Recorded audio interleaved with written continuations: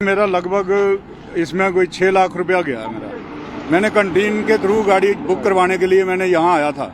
अमन सिंह नाम का एक लड़का इनका एजेंट था, इनके अंदर ही बैठता है यहीं पे। उस आदमी ने मेरे को जो है कंटीन में पैसा जमा करा, जो इनके पास 1,15,000 रुपया मैंने कंपनी का जहाँ जमा करवाया।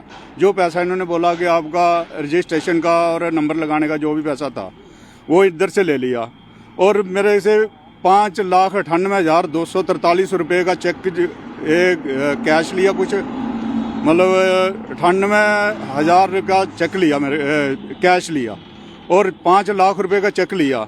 वो चेक जो है मैंने कंटीन के नाम से काट के दे दिया। अगले दिन उसने मेरे को चेक वापस करके बोला कि आपको चेक जो है इस नाम का नहीं लगेगा, चेक हमारे जो है सर बोल रहे हैं गलत हो गया, आप दूसरा चेक दे दो। मैंने जो है उसके बाद में दूसरे उसको काट करके उसने खुद बोला कि 2-2 लाख के 2 और 1 लाख का एक चेक दे दो। मैंने वो चेक दे दिए और अगले दिन मैंने गाड़ी की जैसे डिमांड करने लगा, 1-2 दिन का वो बोलने लग गए। तब तक जो है मतलब वो गाड़ियाँ बंद हो गई, स्विफ्ट गाड़ियाँ जो पहले चल रही थी। उसके बाद वो लगातार मेरे को ऐसे ही वो आगे पीछे करता रह गया और उसके करते करते बोला मेरा एक्सीडेंट हो गया, ये वो करते। मैंने एजेंसी से भी आकर के 1-2 बार मैंने उससे संपर्क किया। वो मेरे को यहाँ से बाहर ले जाता, वहाँ बैठा करके बातचीत करके बोला कल आपका पैसा आ जाएगा। ऐसे करके उसने ठगी कर दी मेरे साथ में और मेरा लगभग 6 लाख रुपया चला गया उसमें। सर अब कंपनी वाले क्या बोल रहे हैं? कंपनी वाले बोल रहे हैं कि आप जा करके FIR करवा दो, हम आपके साथ में चलते हैं, ये जो फ्रॉड हुआ उसके नाम से करते हैं।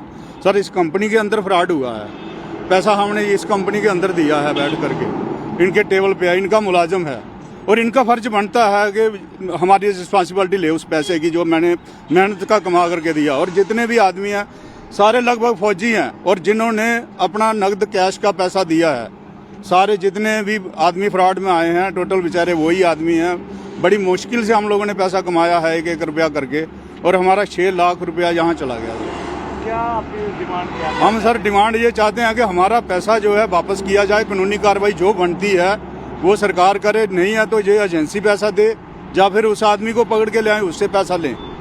हम मतलब अपने सरकार से पुलिस से यही रिकमेंड करते हैं या मीडिया के थ्रू आप लोगों के थ्रू में हम लोग ये करते हैं कि हम लोगों को ये पैसा दिलवाने की मेहरबानी करें।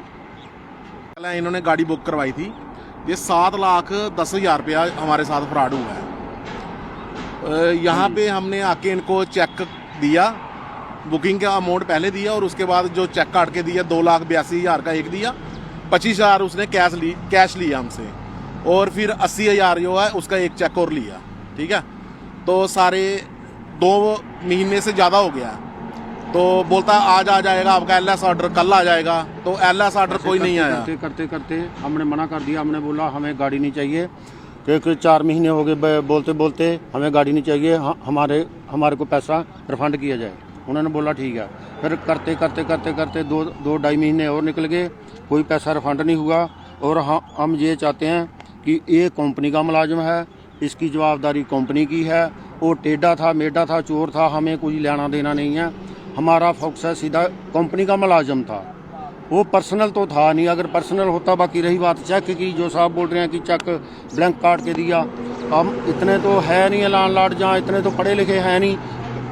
एजेंसी के अंदर हमने चेक काटा, साइन किए हैं ऑन कैमरा, हमने जो है चेक काट के दिए हैं प्रॉपर। 2 चेक कैश अंदर दी है बैठ के और जो है बुकिंग वो भी मशीन में हमने 20,000 रुपया बुकिंग दिया।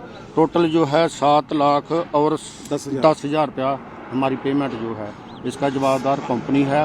वो बंदा चाहे मरे चाहे जिए और जवाबदारी कंपनी की। रिक्वेस्ट है हमारी कि पैसे हमारे जो है वो कंपनी रिफंड करे जल्दी से जल्दी। हमें उस बंदे से लेना देना कोई नहीं है, क्योंकि वो कंपनी का बंदा था, वो अंदर बैठ के उसने चेक लिए हुए हैं। हमें नहीं पता कि चेक उसने कंपनी के खाते में डाले हैं, इनके खाते में डाले हैं, लेकिन जो पैसा है वो कंपनी के इन्होंने अपने शोरूम के अंदर बैठ के लिया हुआ उसने।